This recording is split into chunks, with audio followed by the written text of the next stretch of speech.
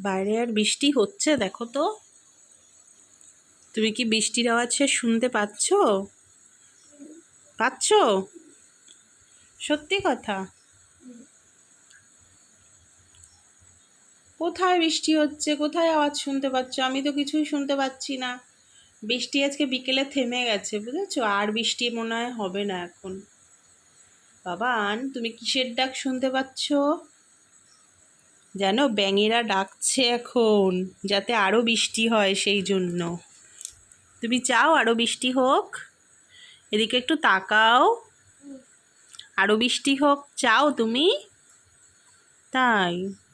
তোমার কি এখন খাওয়া দাওয়া হচ্ছে? আমাকে একটু দাও। দেবে না?